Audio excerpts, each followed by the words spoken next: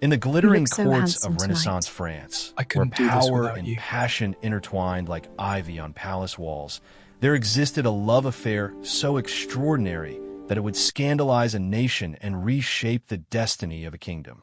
This is the story of King Henry II of France and Diane de Poitiers, a woman who would become known as the Mistress of the Silver Key, a title that spoke to her unprecedented access to the king's heart, his chambers, and the very throne of France itself. Our story begins not in the grand halls of the Louvre, but in the shadows of a prison cell in 1536. Francis, the young Dauphin of France, barely 20 years old, lies dying. His younger brother, Henry, Duke of Orleans, is just 17, a dark, melancholic youth, overlooked by his father King Francis I, overshadowed by his brilliant older brother. Henry has spent years as a hostage in Spain, a pawn in his father's political games, and has returned to France a changed boy, You withdrawn, must leave. It's not insecure, safe. I won't uncertain leave of you. his place But in they the world. will find us. Enter Then we'll face Diane de them. We must be Poitiers. careful. They're She is watching. 37 I know, years old, but I a won't let them widow, hurt you. Promise and me. considered I by promise. all accounts one of the most beautiful and accomplished women at the French court. Her beauty is legendary, but it is not the fresh beauty of youth. It is something more refined, more powerful. Her skin is luminous, kept that way, rumor has it, by bathing in ice-cold water every morning and drinking liquid gold, though more likely it was her strict regimen of exercise, diet, and skincare that maintained her appearance. She is elegant, educated, a patron of the arts, and most importantly, she possesses something that few women of her era managed to achieve: genuine political acumen and business sense. 20 years separate them. Henry is a boy, really, when Diane first takes him under her wing.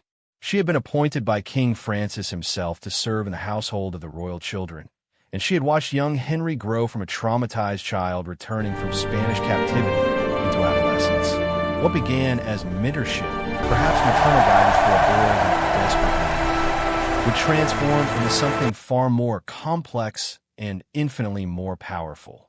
The historical accounts vary on exactly when their relationship became romantic.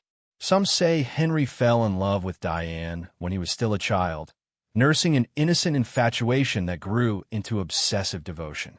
Others suggest Diane carefully cultivated his affection, recognizing in this overlooked prince an opportunity for power that his more favored brother would never provide.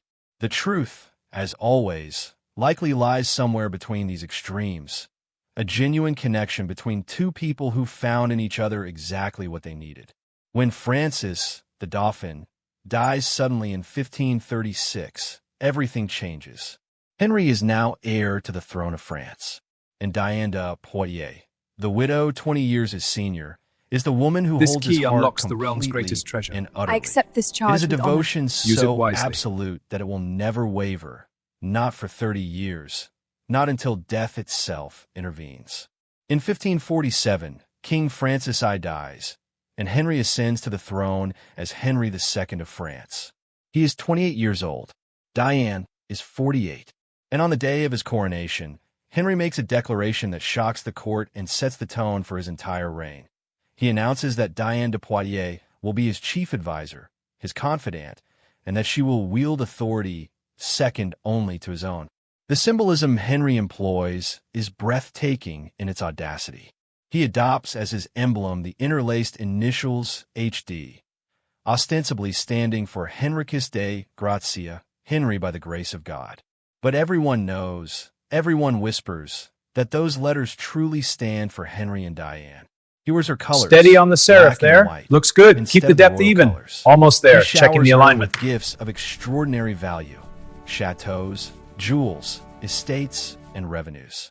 He gives her the crown jewels of France itself, stripping them from his own wife to adorn his mistress. Ah yes, his wife, Catherine de Medici. Here we must pause to acknowledge one of history's most painful triangles. Catherine is the queen, the mother of Henry's children, and she is desperately, hopelessly in love with her husband. She is also utterly powerless against Diane's hold over him. Imagine the humiliation. At state functions, Diane sits in the place of honor, while Catherine, the queen, is relegated to a secondary position. When Henry gives parties, it is Diane who acts as hostess. When foreign dignitaries visit, they know to pay their respects first to Diane, for she is the one with the king's ear. Catherine endures this torture for over 2 decades, watching the man she loves lavish all his attention, all his devotion on another woman. She bears him 10 children, hoping each time that perhaps this will win his love. It never does. Henry is kind to Catherine, even respectful, but his heart belongs entirely to Diane. The cruelty is not intentional, perhaps, but it is absolute. But what exactly was Diane's power? How did she maintain such complete dominance over a king for decades? The answer is far more complex than simple beauty or sexual allure. Though contemporary accounts insist she possessed both in abundance even as she aged. Diane was brilliant. While other royal mistresses might have contented themselves with jewels and luxury, Diane transformed her position into something resembling that of a chief minister. She attended council meetings. She read and responded to state correspondence. Foreign ambassadors quickly learned that the surest way to influence French policy was through Diane. We must consider the terms. She The Northern negotiated Lords will not treaties, support this. They will arranged marriages, managed the royal finances with such skill that she increased the crown's revenues substantially. She was, in every way except title, a co-ruler of France. She was also shrewd enough to maintain an appearance of propriety where she could. She never flaunted her relationship with indecent displays. She dressed modestly, attended Mass regularly, and cultivated a reputation for virtue in all matters except this one scandalous relationship. This careful management of her public image allowed her to maintain the support of key court factions who might otherwise have moved against her. Perhaps most remarkably, Diane actually encouraged Henry's relationship with his wife. She understood that the king needed legitimate heirs, and she was practical enough to ensure that Catherine fulfilled this function. There are accounts of Diane advising Henry on how to be a better husband to Catherine, on how to ensure the queen became pregnant. It is a strange dynamic, the mistress coaching the king on his marital duties, but it speaks to Diane's pragmatism and her secure position in Henry's heart. The symbol of Diane's power became known as the Silver Key. This was not merely metaphorical. Henry gave Diane an actual silver key that opened every door in every royal palace. She had access to his private chambers at any hour. She could enter council meetings unannounced.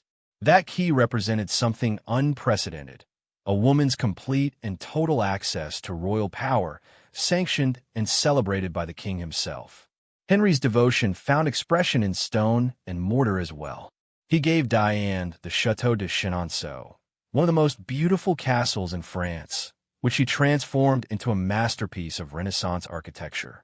The famous bridge spanning the River Cher, that was Diane's addition, designed by Philibert de Lorme at her commission. Henry also gave her the Château d'Yonnet, which she rebuilt into a stunning palace that served as her primary residence. When Henry built monuments, he built them for Diane. Her initials, her emblems, her presence. These were carved into the very stones of France. Their emblems intertwined everywhere.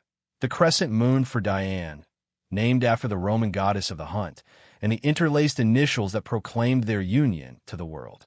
Some symbols were subtle, some bold, but all sent the same message. Diane de Poitiers was not simply a mistress to be hidden away. She was the king's partner in all but name. The years passed, and still Henry's devotion never wavered. Diane was 50, 55, 60 years old, and still she remained beautiful. Still she held the king's complete adoration. How'd she do it? Contemporary sources speak of her discipline, the cold baths, the horseback riding that kept her fit, the careful diet. But more than physical beauty, she offered Henry something irreplaceable. She had been there when he was nothing, when he was the overlooked second son. She had believed in him when no one else did. That kind of loyalty creates bonds that transcend the physical. For 26 years, this arrangement persisted. Diane ruled at Henry's side, growing wealthy beyond measure, wielding power that queens could only dream of. She commissioned works of art, supported poets and scholars, built architectural marvels, and shaped French policy. She was by any measure one of the most powerful people in Europe. But power, no matter how absolute it seems, is always temporary. And fate, it turns out, has a cruel sense of timing. The year is 1559. Henry II is 40 years old. Diane is 60. France has just concluded a series of wars, and to celebrate the peace, Henry organizes a grand tournament. He is an accomplished jouster, and he takes to the field with enthusiasm, despite being, by this point, a bit old for such vigorous sport. Diane, ever cautious, has expressed concern. Catherine, it is said, has had premonitions, dark dreams of her husband's death. Henry dismisses these worries. He is the king, in his prime, a skilled warrior. What could possibly go wrong? He decides to joust against Gabriel de Montgomery, the captain of his Scottish Guard. The first bout ends well. Then Henry insists on a second match. Montgomery tries to decline. One does not risk injuring one's king, but Henry orders him to proceed. They charge. The lances strike. And then, in a moment that will haunt French history, Montgomery's lance splinters. A fragment penetrates the king's helmet, enters just above his right eye, and drives deep into his brain. Henry falls from his horse. He is carried from the field, still conscious but gravely wounded. Diane rushes to his side, and here is where decades of resentment finally find expression. Catherine bars her from the king's chamber. After 26 years of humiliation, the queen finally exercises her legal authority. Diane is not Henry's wife. She has no right to be present. For 10 agonizing days, Henry lingers between life and death. The greatest doctors in France are summoned. Vessel grows restless, Nothing my helps. lord. We must The act splinter before has they gone lose too faith. deep. Caution, or And we invite Diane, disaster. The Then we woman are who's been agreed. by his side for over 2 decades is kept away, waiting in her apartments for news that never brings hope. On July 10th, 1559, King Henry II of France dies. He is 40 years old. His last words are reported variously, but some accounts claim he called for Diane. If he did, she was not there to hear it. Catherine's revenge is swift and absolute. Within days of Henry's death, she demands the return of the crown jewels. She demands the return of Chenonceau. She strips Diane of her revenues, her positions, her power. Everything that Henry gave his beloved mistress, his widow, takes back. The silver key? It opens nothing now. Diane is 60 years old, and overnight she has lost everything. Her position, her wealth, her access to power, and most devastating of all, the man who is the center of her life. Catherine offers her the Château de Chaumont in exchange for Chenonceau, but is a poor substitute, and both women know it. Diane retreats to Ainet, the chateau Henry built for her, which Catherine cannot touch because it is secured through other means. There she will live out her remaining years, a shadow of her former self. She dies in 1566, 7 years after Henry, at the age of 66. She is buried in a chapel at Ainet, though her grave will later be desecrated during the French Revolution. So what are we to make of this extraordinary affair? How do we judge Diane de Poitiers, this woman who wielded power through her hold over a king's heart? By the standards of her time, she was remarkably capable. She was not simply a beautiful ornament, but a skilled administrator and political operator who arguably governed France more effectively than many official ministers. She was faithful to Henry, never taking other lovers, never using her position to enrich anyone but herself and those under her direct protection. She was, by most accounts, genuinely devoted to the king, not simply using him for gain. And yet, we cannot ignore the essential injustice of her position. The humiliation inflicted on Catherine de Medici, a woman who committed no sin except to be the legal wife of a man whose heart belonged to another. We cannot ignore that Diane's power came not from her own achievements, but from her sexual relationship with the king, however much political skill she demonstrated once she had that access. Perhaps the truth is that Diane de Poitiers was a woman who played the only game available to her with extraordinary skill.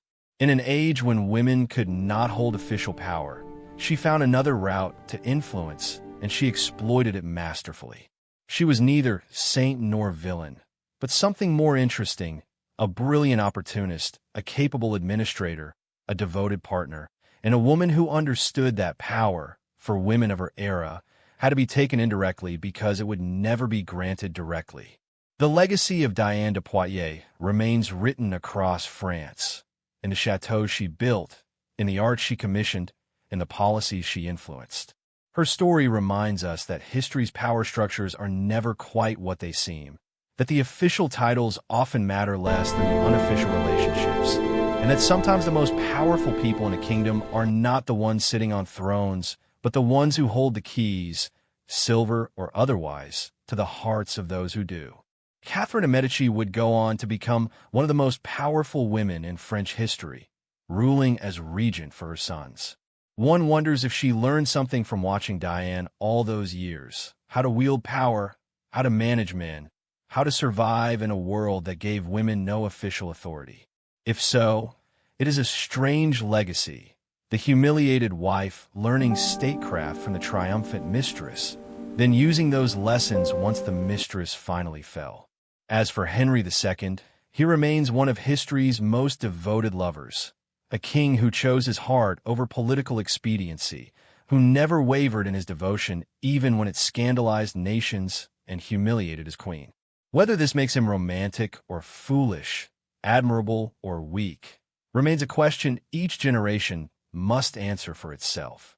What is certain is this: the story of Henry and Diane reminds us that love, or whatever complex mixture of affection, dependence, loyalty, and desire we choose to call it, can reshape kingdoms, humble queens, and give a widow from the provinces power that armies could not win.